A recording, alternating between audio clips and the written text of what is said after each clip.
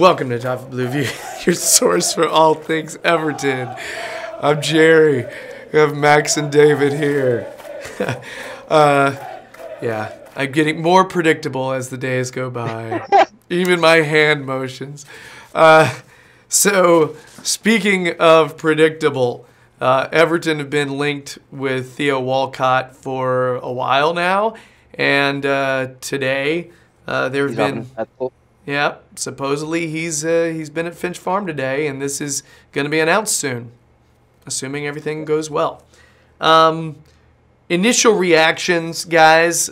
Keep them short because I got a few questions that you may seep into if we talk too long on it. But David, you want to start to give me your initial first reaction? I've come round to the idea. I think you guys both remember I wasn't particularly overwhelmed by I was getting linked with Walcott, but I think beggars can't be choosers, and at the moment we're not playing well. So the more options, the better. Just as long as we use them correctly. I'm not 100% sure what his best position is these days, but he gives us options. So I'm on board with this one. I've come round to it.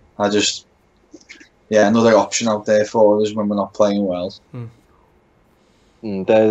As I said from the off, really, I do feel like he'd be a good addition to the side.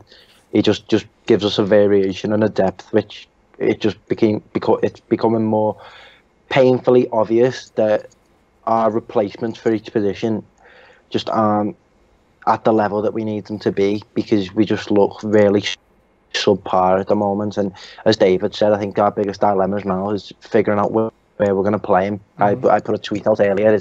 I think he made it very obvious during his time at Arsenal that he wants to be played as a striker and as a number 9. But it's also clear that he's not a 90-minute player. So I just feel like it's something that Everton needs to manage carefully. And don't get me wrong, I do feel like if we manage him correctly and use him in the right positions and give him the right amount of game time, I do feel like he can be a big part of the side, because he seems like he's got a kind of killer instinct about him. I think it's over 100 goals and 400 appearances, which bodes well. Yeah, 19 goals last season. Always throws you off when the fan base of the club from which you're purchasing a player seems very ready to get rid of them. The Arsenal supporters seem very happy to move him on. A lot of people feel like this signing lacks ambition because they feel like, would Spurs be buying Walcott? Would these other top 6 clubs be buying Walcott? That's the argument against it. And then the other argument is that I looked at the league table recently. You know what I mean? And so the other argument that I've heard is that Arsenal plays better football, and so he's going to get fewer opportunities with Everton, like opportunities near the goal. So I've heard the arguments against him. I get what they're saying. I think he's a bargain. I think 20 million is cheap these days. That's with the crazy ass market. If you'd have told me 20 million 3 years ago, holy shit, right? That's a layout for a player. But now 20 million I feel like is the new 7 million. It's a way smaller risk for a player who's already played in the Premier League and had 19 goals last season. The question is, my simple question is, does he make us better? And I think he makes us a stronger team, and therefore the 20 million pound layout is worth it. Do you guys feel like he makes us better? I mean, don't forget, with that 20 million layout as well, we've got 15 of that from Barkley, so we basically paid 5 million for him. So whatever makes us feel better about the Barkleys. No, I do. As I said, I know I was the most critical about this one, and it's not a case of me kind of switching sides. I think on the whole, he does make us a better team, and basically anything to keep Morelos out of that Everton squad will do me, to be honest. Yeah, I feel like he makes us better. Again, the position dilemma kind of comes into play, but something that always springs to mind whenever I think of Theo Walcott. That goal he scored against Newcastle a few years back. That looks so good. He gets the ball on the touchline and he just weaves as well. I think he loses the ball about 3 times, but he wins it back. And he loses legs and everything, doesn't he? When he just it points to the attitude of a player, just the attitude of a player that this squad lacks at the minute. You know, a real forward-thinking, get in and around areas where you can hurt the opposition. So, yeah, just depending on how we use them. Just let me nip something in the bud now, because I can already see these comments rolling in. I know Morelos has left, but he's only on loan. Don't forget, I'm just saying, I don't want the door to be open for him to ever come back in the summer. Because I could just see it now. Someone saying he left 2 weeks ago, you dickhead, and all that. I know he has, but I just don't want him to come back. Yeah, and to David's point earlier as well, since Barkley was 15 million, and we got a £4 million loan fee for Morales, so really Walcott's just like 1 million. He's free. Really, he's free. Walcott is free. All right, let's just see him like Evertonians logic. Net spend, everybody. Net spend. What is? So you guys, we're starting to get into it. We need to get into it now. How do we use him? Because with Arsenal, he played on the wing often, and he's got pace. So clearly, we can either play him somewhere up front and central, or we can play him on the wing. There were rumors, I don't know if these were bullshit or not, that Allardyce was thinking of giving him a shot at playing striker and playing more central. Allardyce came out and said, no, I didn't promise that. But, you know, I think he does. The rumor I've heard is that Walcott does want more opportunities to play central and to play up front. So, again, we're buying another player where we have to figure out where we're going to put him. Where's the best place? Considering who we have, how do we line this guy up, and then how do we line up? Go on, David.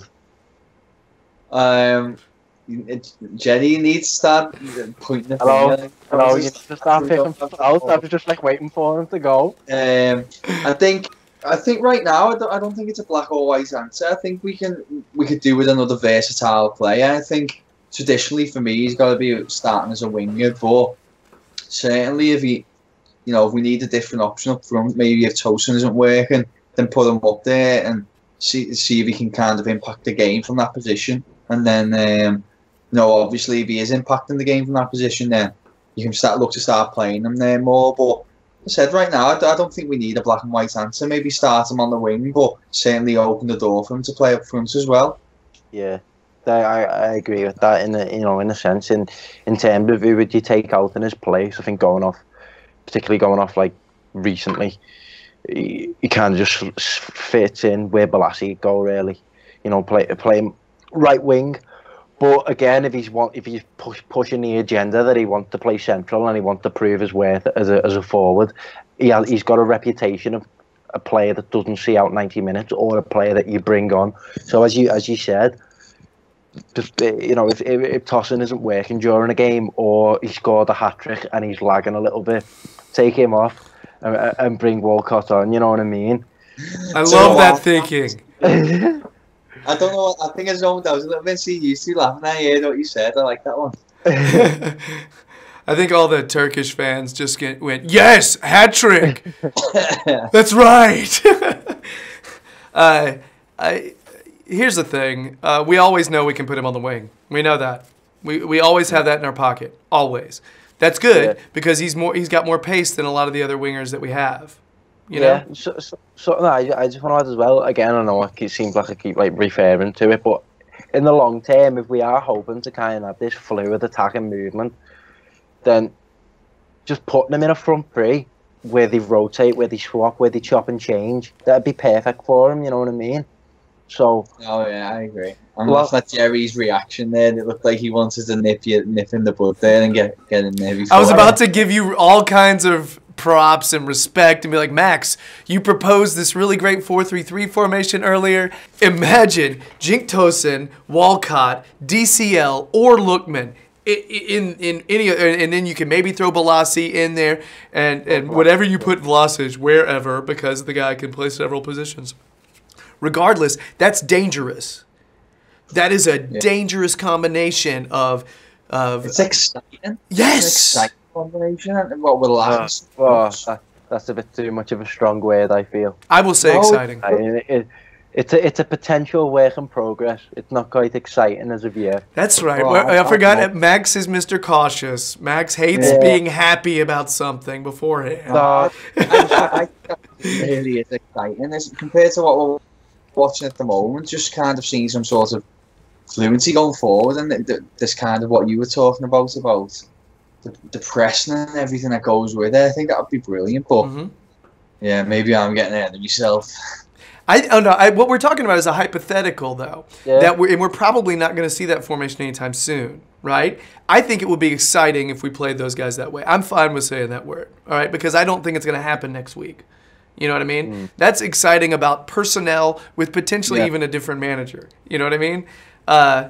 And because we have to figure out a way to start giving Tosin service. He had nothing. He had nothing going on Saturday.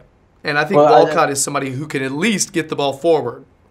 Something that you said, Gerry, is for all his lack of chances, his hold-up play was very good. So for that to be implemented with two other players that are willing to run off him and give him avenues to either go for the 1-2 or just play other people in, it bodes well. So here's one for me. I know that we'll do segments on this, so I'm going to keep it very short, maybe at the end of January. But if we complete this transfer, which we're going to, and get someone in at left back, I'd actually say we've had quite a good window so far this January. With Tosin, Walcott, and potentially defensive cover as well. I think, we are, in the long term, we are kind of still building a decent squad. I don't feel like, despite being so shit this year, I still feel like we're not ever going to be that level, but the way Manchester City kind of transitioned over those few years and just got gradually better players, it does still feel like we're still trying to do that. And even though we've had such a torrid season, it seems like we're still on that pathway, which is a good sign. Like, players still seem to want to come to us. Yeah. Like Walcott could have went to Southampton, couldn't he? But and Bournemouth as well. Yeah, I did hear Bournemouth was a possibility. I mean, the high wages probably played a factor, but that's something that we've got in our chest, haven't we? Yeah. Yeah, Big Sam's been a fan of Walcott for a while, apparently. Brought him into the national team fold. That short little jaunt for Sam. When he became England's most successful manager of all time. You hear a lot of negativity toward this. I think a big part of that is because he comes from a top 6 squad and he's been in England for so long. I think if you take a player from one of the top 6, let's just say Bundesliga or in La Liga, all right? Or Serie A. Take a top 6 squad from one of those leagues and say, okay, we're going to take a player that got 19 goals for them last season, and he wants to transfer to us, all right? If you use that logic, and it doesn't matter the fact that he's 28, borderline 29, I think we'd be more excited about this transfer. And I think that's a big reason is the fact that he's old hat. We've seen him. He's been around. Yeah. He's been about forever, hasn't he? Yeah. I think he was brought into that World Cup in 2006 just way too early. He was 16, wasn't he? Like, that's so early, that. Jesus. Oh, he's just one of those players that seems like he's been about forever. But just think, Max, you would have went to the World Cup 2 years ago at his age. Like, how mad? Could you imagine doing that now? Like, I could never imagine at 16 going to a World Cup. I know. I mean, obviously, Gerry, you would have got a boat over there because they did. I'm just happy when Americans know what the World Cup is, it's because they sure as shit won't know this season. Yeah. Sucks. Bring them all. I think the three of us are more positive than negative about this particular situation. I'm all for exciting offensive options. Let's do it. Yeah. You know? Yeah. So that's the end of the Walcott segment. Could be nice. Hope so. So if you're digging the videos, please subscribe. Over 400 now because you're awesome. That's why that happened. Yeah. Give us a like. Give us a comment. It's always cool. Check out Max's stuff on the Toffee Blues website. Check out David's stuff on the Toffee Blues website and also on the Sportsman. Yeah, that's it for this segment. We need to move on to one last one. All right? Bye.